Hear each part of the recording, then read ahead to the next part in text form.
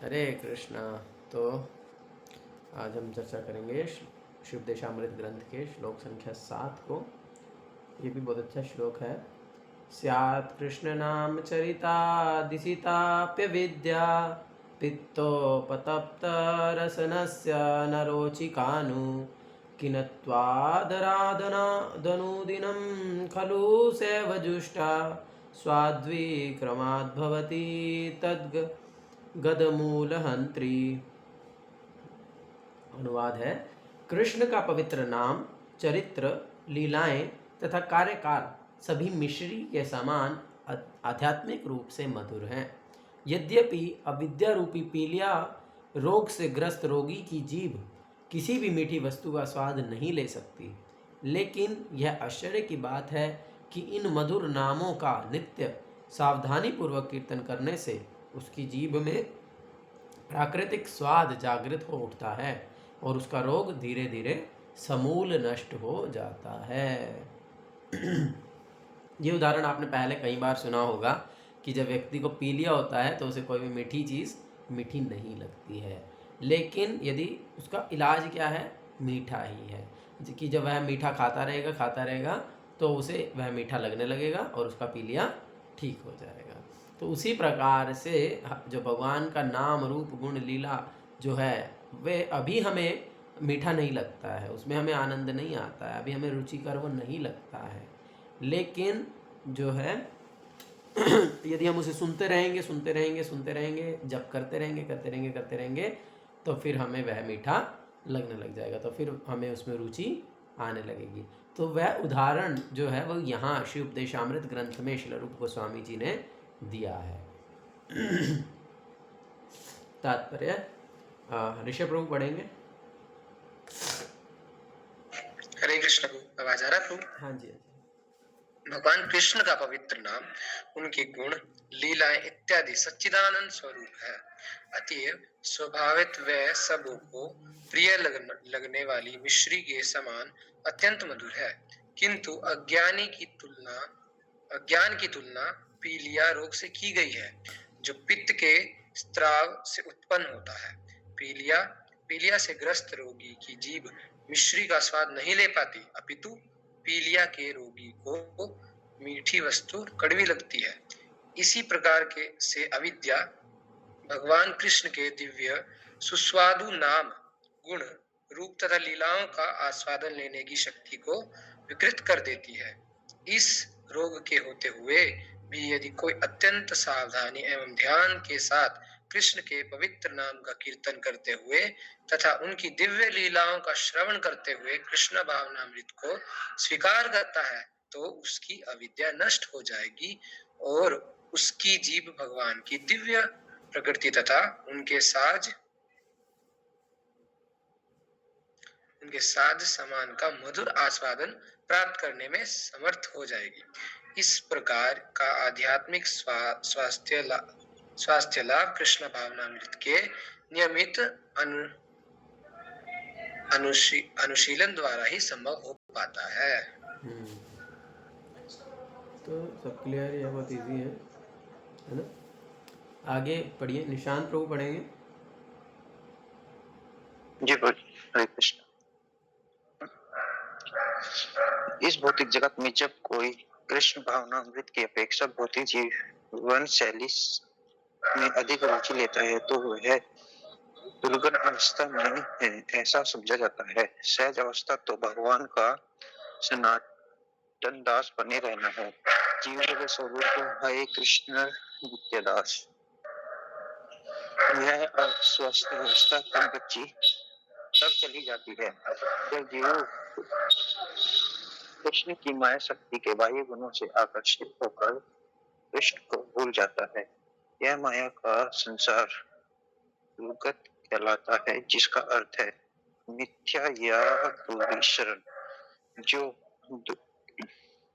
दुराश्रय में श्रद्धा रखता है उससे निराशा ही प्राप्त होती है। इस भौतिक जगत में प्रत्येक व्यक्ति सुखी होने का प्रयास करता है और यदि उसके पास सभी तरह से विफल होते हैं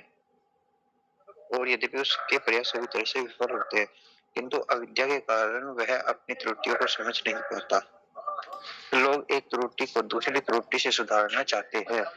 इस जगत में अस्तित्व टिकाए रखने के हाँ, तो ये जो है ना हमारा जो स्थिति है उसे बताया गया है कि ये बीमारी का स्थिति है। यहाँ पर हम रोगग्रस्त हैं और वह क्या रोग है? वह रोग है भव रोग। भव रोग का मतलब क्या है कि ये संसार हमको अभी अच्छा लगता है, इस माया शक्ति के जो बाह्य गुण हैं हम उनसे आकर्षित रहते हैं, हम जो भौतिक जीवन शैली है उसके प्रति हम रुचि लेते हैं।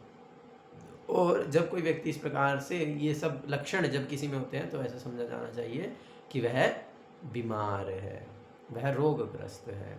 हाँ, क्योंकि वास्तविक स्थिति क्या है? वास्तविक स्थिति है जीवेर स्वरूप है कृष्ण नित्य दास। जब व्यक्ति सहज अवस्था में हो, स्वस्थ अवस्था में हो, तो वह स्वयं को भगवान के सनातन दास के रूप में जो है पहचान करता है। और दास का कार्य क्या है? स्वामी की सेवा करना। तो वह सदैव जो है स्वामी की सेवा में यानी भगवान की सेवा में लगा रहता है, उसका प्रत्येक कार्य भगवान की सेवा के निमित्त होता है। इस जगत में अस्तित्व टिकाए रखने के लिए संघर्ष करने की यही रीति है। यदि ऐसी अवस्था में किसी को कृष्ण भावनामृत ग्रहण करके सुखी होने की सलाह दी जाती है तो वह ऐसे उपदेशों को स्वीकार नहीं करता। ये संसार दुराश्रय है, दुराश्रय है माने गलत आश्रय है। हाँ? तो इस संसार में जब हम रह रहे हैं और सुखी होने का प्रयास कर रहे हैं भगवान की शरण लिए बिना, तो वह दुराश्रय है, गलत जगह पर हम शरण ले रहे हैं। तो जब व्यक्ति गलत जगह पर शरण लेगा तो क्या होगा? तो उसे संघर्ष ही करना पड़ेगा, फिर वह सुखी नहीं रह सकता है। तो इसीलिए व्यक्ति बहुत संघर्ष करता रहता है, बहुत सारी त्रुटियां करता रहता है। जैसे मान लीजिए कहीं से कुछ किसी ने, ऐसा बहुत बार प्रैक्टिकली देखा गया है कि व्यक्ति एक जगह से लोन ले लेता है और फिर वो लोन को चुका नहीं पाता है, उसकी एकदम डेड पॉइंट आ जाता है, तो फिर दूसरी जगह से लोन लेता है और उस लोन को चुका देता है, फिर तीसरी जगह से लोन लेता है। इस प्रकार से ये चलता रहता है। तो संघर्ष जो है इस संसार में हमारा अनेक प्रकार से चलता ही रहता है। हम एक दुख से निकलने के लिए कुछ प्रयास करते हैं, लेकिन फिर जो है दूसरा दुख आकर के हमको पकड़ लेता है। इवन इस संसार में सुख में भी दुख ही है ना, क्योंकि सुख को प्राप्त करने के लिए हमें कितना कष्ट करना पड़ता है। जैसे मान लीजिए व्यक्ति को क्या बोलते हैं, रोटी कपड़ा मकान की आवश्यकता है, तो उसके लिए वह कुछ कार्य करता है, तो वह कार्य करके वह इस दुख का निवारण करता है, लेकिन उस कार्य को करने के लिए उसे कितना दुख उठाना पड़ता है, उस कार्य को करने के लिए कितना संघर्ष करना पड़ता है। तो इसीलिए इस संसार में हमेशा ही संघर्ष जो है वो चलता रहता है। यह कृष्ण भावनामृत आंदोलन सारे विश्व में इसी निपट अज्ञान को दूर करने के लिए प्रसारित किया जा रहा है। सामान्य जनता अंधे नेताओं द्वारा गुमराह की जाती है। मानव समाज के नेता चाहे वे राजनीतिज्ञ हों, दार्शनिक हों या विज्ञानी अंधे हों, क्योंकि वे कृष्ण भावना भावित नहीं हैं। अब कोई हो सकता है सामाजिक दृष्टि से बहुत ही समझदार है, बहुत ही बड़ा राजनीतिज्ञ है, बहुत ही बड़ा दार्शनिक है या फिर विज्ञानी है, लेकिन ये सब के सब आध्यात्मिक दृष्टि से क्या हैं? अंधे हैं। कृष्ण भावना, क्योंकि ये कृष्ण भावना भावित नहीं है। उनका जो ज्ञान है वह भौतिक दृष्टि से बहुत उच्च हो सकता है, बहुत श्रेष्ठ हो सकता है, किंतु आध्यात्मिक दृष्टि से वह शून्य है, वह जीरो है, उसका कोई वैल्यू नहीं है। भगवद गीता के अनुसार चूंकि वे नास्तिक जीवन शैली के कारण समस्त वास्तविक ज्ञान से वंचित रहते हैं, अतएव वे वास्तविक धूर्त तथा मनुष्यों में अधम है। भगवद गीता का श्लोक है, नमाम दुष्कृति नो मूढ़ा प्रपद्यन्ते नराधमा माया अपरत ज्ञान आसुरीं भावमाश्रिता। भगवान 4 लोगों के बारे में बता रहे हैं जो धूर्त हैं, जो मूर्ख हैं। जो धूर्त मनुष्यों में अधम निपट मूर्ख हैं, जिनका ज्ञान मोह के द्वारा अपरत हो चुका है और जो असुरों को का नास्तिकतावादी स्वभाव धारण किए हैं, वे मेरी शरण में नहीं आते। तो 4 लोग भगवान की शरण में नहीं आते हैं, जो मूढ़ा मूर्ख हैं, नराधमा नरों में अधम है, माया अपरत ज्ञाना जिनका ज्ञान माया के द्वारा हर लिया गया है, और आसुरम भावमाश्रिता जिन्होंने आसुरी भाव को स्वीकार कर लिया है। ऐसे लोग कभी भी कृष्ण की शरण में नहीं आते, और जो कृष्ण की शरण में जाने के इच्छुक हैं उनका वे विरोध करते हैं। बहुत सारे ऐसा देखा जाता है कि लोग खुद तो भक्ति करते नहीं है, और जब उनके घर से, उनके परिवार से कोई भक्ति करने लगे तो जो है वे उसका विरोध करने लगते हैं, वे उसे विभिन्न प्रकार से दबाने का प्रयास करते हैं। हाँ, तो ऐसे लोग कभी भी कृष्ण की शरण में ना तो स्वयं आते हैं, और जो आना चाहते हैं वे उनका विरोध करते हैं। जब ऐसे नास्तिक लोग समाज के नायक बन जाते हैं, और जब ऐसे लोग किसी नायक की स्थिति में आ जाते हैं, तो सारा वातावरण अविद्या से भर जाता है। ऐसी दशा में लोग इस कृष्ण भावनामृत आंदोलन का उत्साहपूर्वक स्वागत नहीं कर पाते। जिस तरह की पीलिया रोग से पीड़ित रोगी मिश्री के स्वाद का आनंद नहीं ले पाता, किंतु मनुष्य को यह जान लेना चाहिए कि मिश्री ही पीलिया की एकमात्र विशिष्ट औषधि है। इसी प्रकार मानव की वर्तमान दिग्भ्रमित अवस्था में कृष्ण भावनामृत ही विश्व को ठीक करने की एकमात्र औषधि है, जिससे भगवान के पवित्र नाम हरे कृष्ण कृष्ण कृष्ण हरे हरे, हरे राम राम राम हरे हरे का कीर्तन किया जाता है। यद्यपि कृष्ण भावनामृत रुग्ण व्यक्ति के लिए अत्यंत रोचक नहीं लगता, फिर भी श्रील रूप गोस्वामी की सलाह है कि यदि कोई भव रोग से अच्छा होना चाहता है तो उसे कृष्ण भावनामृत को बड़ी ही सावधानी से तथा ध्यान पूर्वक ग्रहण करना होगा। मनुष्य के रोग का उपचार हरे कृष्ण महामंत्र के कीर्तन से प्रारंभ होता है, क्योंकि भगवान के इस पवित्र नाम के कीर्तन से भौतिक दशा में मनुष्य सारी भ्रांत धारणाओं से मुक्त हो जाएगा। अविद्या जो मनुष्य की आध्यात्मिक पहचान की भ्रांत धारणा है, अहंकार को जन्म देती है। तो इसीलिए अविद्या से हमको मुक्त होना होगा। हमें वास्तविक ज्ञान को अर्जित करते हुए वास्तविक विद्या जो कि आध्यात्मिक विद्या है कि भगवान की शरण किस प्रकार से ली जाए, भगवान का भक्ति किस प्रकार से किया जाए, उसे समझ करके अपने आप को भगवान का तुच्छ सेवक समझते हुए जब हम हरे कृष्ण महामंत्र के कीर्तन में, भजन में, जप में लग जाएंगे तो फिर हम इस भवरोग से मुक्त हो जाएंगे। पढ़िए लक्ष्य प्रभु। जी प्रभु जी, हरे कृष्ण। असली रोग तो हृदय में रहता है, किंतु यदि मन स्वच्छ किया जाता है, यदि चेतना शुद्ध की जाती है, तो भवरोग से व्यक्ति को हानि नहीं हो सकती। मन तथा हृदय को समस्त भ्रांत धारणाओं से स्वच्छ करने के लिए मनुष्य को हरे कृष्ण महामंत्र का कीर्तन अपनाना चाहिए। यह सरल है और लाभकारी भी है। भगवान के पवित्र नाम के कीर्तन से मनुष्य तुरंत ही भौतिक अस्तित्व रूपी प्रज्वलित अग्नि से मुक्त हो जाता है। हाँ पढ़िए, आगे बढ़िए। भगवान के पवित्र नाम कीर्तन में 3 अवस्थाएं हैं: अपराधपूर्ण अवस्था, अपराधों को कम करने की अवस्था तथा शुद्ध अवस्था।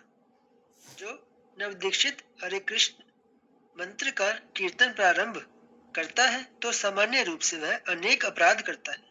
इनमें से 10 अपराध प्रमुख हैं, और यदि भक्त इनसे बचा रहता है तो उसे अगली अवस्था के दर्शन होते हैं, जो अपराधपूर्ण कीर्तन तथा शुद्ध कीर्तन के बीच की अवस्था है। जब कोई शुद्ध अवस्था को पा लेता है तो वह तुरंत मुक्त हो जाता है। यही भव महादावाग्नि निर्वापनम पढ़ना है।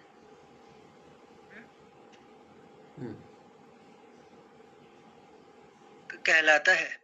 ज्यों ही मनुष्य भौतिक अस्तित्व रूपी प्रज्वलित अग्नि से मुक्त हो जाता है, तो ही वह दिव्य ज्ञान का रसास्वादन कर सकता है।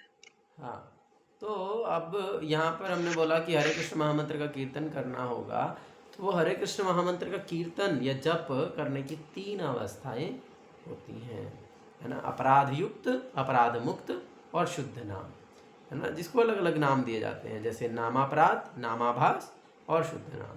तो इस प्रकार से यहाँ पर भी उन्हीं को ही एक्सप्लेन किया गया है कि जब व्यक्ति पहले अपराधपूर्ण नाम करता है, अभी जब हम जप करते हैं तो हम अपराधों से मुक्त नहीं है, हम अपराधों को युक्त, अपराधों के साथ नाम जप करते हैं। हम अपराध भी करते हैं और नाम जप भी करते हैं, है ना। 10 नाम अपराध हमने पहले चर्चा किया है बहुत डिटेल में, है ना। यूट्यूब पे वीडियो है, आप देख सकते हैं अगर याद नहीं है तो। हम इस प्रकार से वो नाम अपराध करते रहते हैं और साथ में जप भी करते रहते हैं।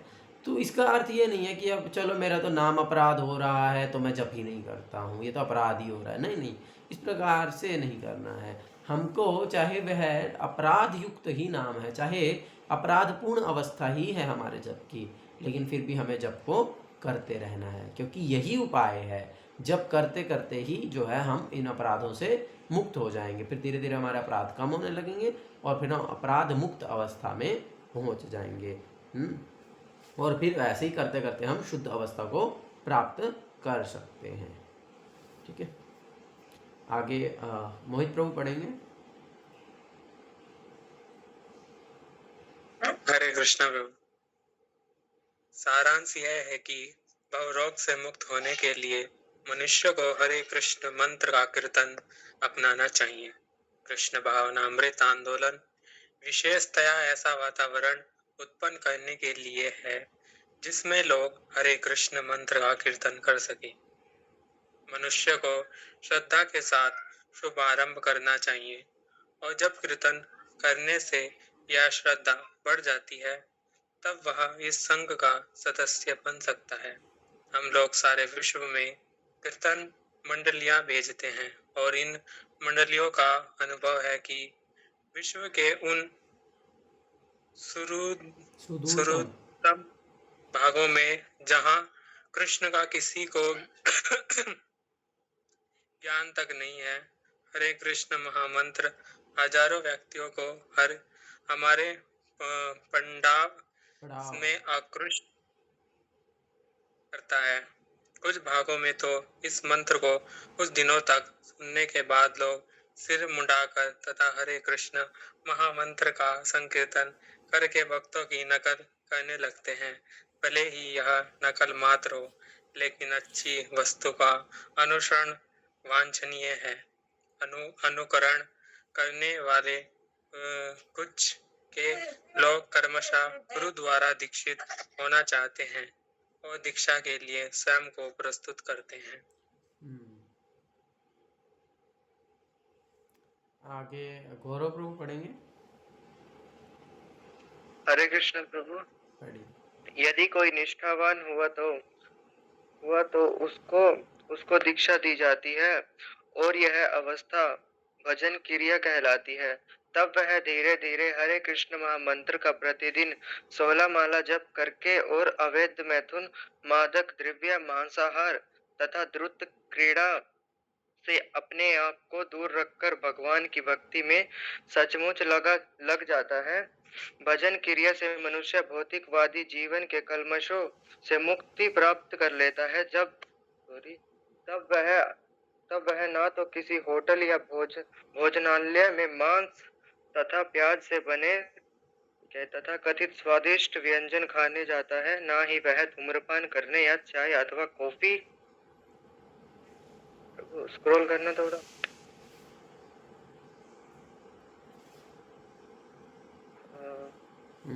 पढ़ो।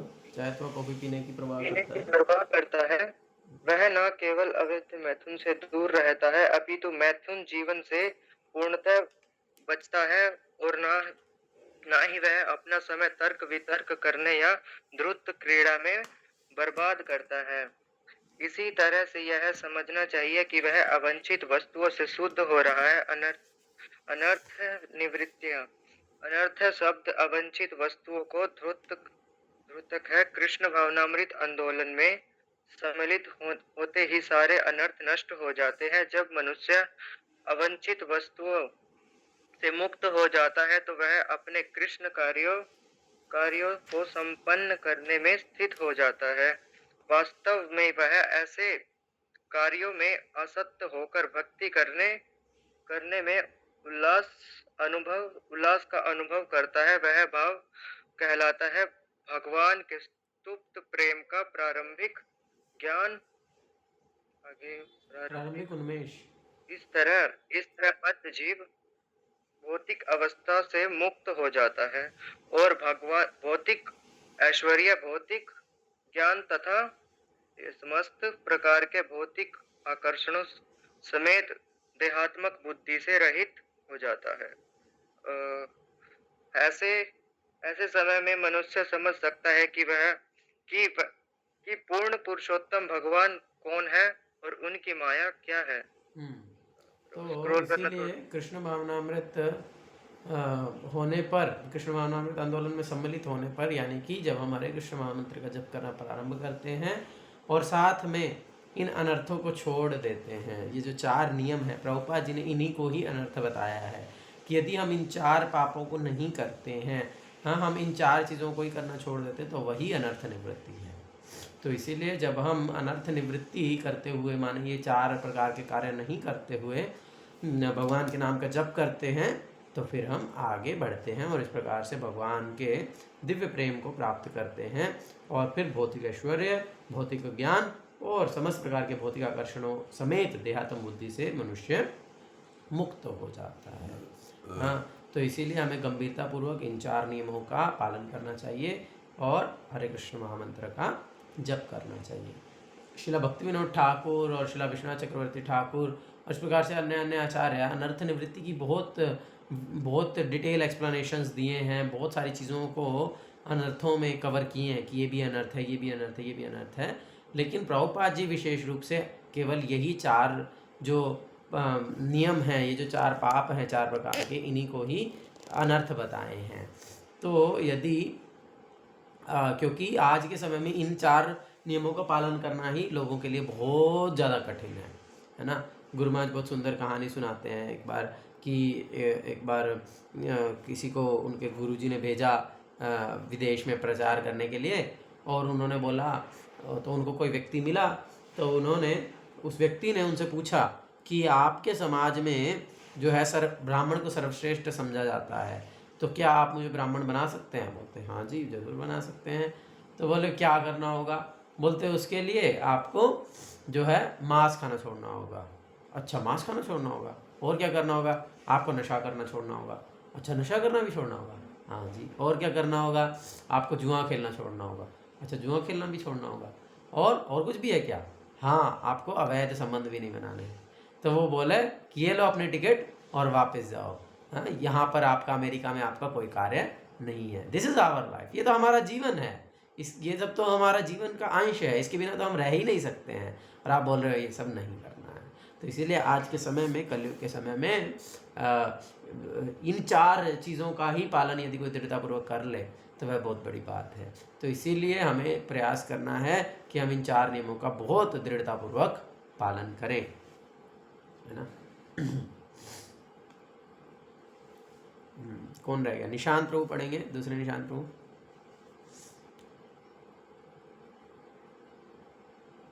हरे कृष्ण प्रभु जी। हाँ, पढ़िए। एक बार भाव दष्ट हो जाने पर माया भक्त को विचलित नहीं कर पाती, यद्यपि माया विद्यमान होती है। इसका कारण यही है कि भक्त माया की वास्तविक स्थिति का दर्शन कर सकता है। माया का अर्थ है कृष्ण का विस्मरण, और कृष्ण का विस्मरण तथा कृष्ण भावनामृत प्रकाश तथा छाया की भांति पास पास रहते हैं। यदि कोई छाया में रहता है तो वह सुविधाओं का लाभ नहीं उठा पाता। यदि वह प्रकाश में रहता है तो वह छाया के अंधकार से विचलित नहीं हो सकता। कृष्ण भावनामृत अपनाने से मनुष्य कृष्ण मुक्त और प्रकाश में आ जाता है। निसंदेह वह अंधकार का स्पर्श तक नहीं करता, जैसे कि चैतन्य चरणामृत की पुष्टि हुई है। कृष्ण सूर्य सम माया होय अंधकार, जहाँ कृष्ण तहाँ नाहि माया राधिकार। हमने पहले भी श्लोक को बहुत डिटेल में चर्चा किया ही था, है ना, कि जो भगवान कृष्ण है वे सूर्य के समान हैं और माया जो है वो अंधकार के समान है। और जहाँ पर सूर्य आ जाता है तो फिर वहाँ पर अंधकार नहीं रहता है। उसी प्रकार से यदि हमारे जीवन में कृष्ण रहेंगे, सदैव हम कृष्ण भावना भावित रहेंगे, तो फिर माया का होने का प्रश्न ही नहीं उठता है। कृष्ण की तुलना सूर्य प्रकाश से की गई है और माया की तुलना अंधकार से। जहाँ धूप होती है वहाँ अंधकार नहीं रहता। जो ही मनुष्य कृष्ण भावनामृत को ग्रहण करता है, माया का अंधकार अर्थात बहिरंग शक्ति का प्रभाव तुरंत ही लुप्त हो जाता है। ठीक है, ये श्लोक तो खत्म हो गया, कल हम अगला श्लोक पढ़ेंगे। तो किसी को कुछ प्रश्न है आज के इस श्लोक से संबंधित, आज जो हमने चर्चा किया उसमें कोई कुछ कहना चाहता है तो बोल सकते हैं, नहीं तो फिर हम आज का सेशन यहीं पर ही एंड करेंगे। हरे कृष्णा।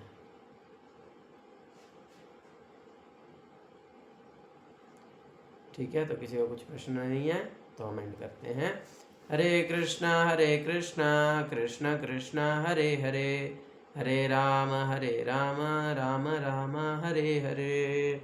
जय श्री उपदेशामृत ग्रंथ की जय, श्रील रूप गोस्वामी पाद की जय, श्रील प्रभुपाद की जय, स्वरूप स्वामी श्रील गुरु महाराज की जय। निताय गौर प्रेमानंदे, हरि हरि बोल।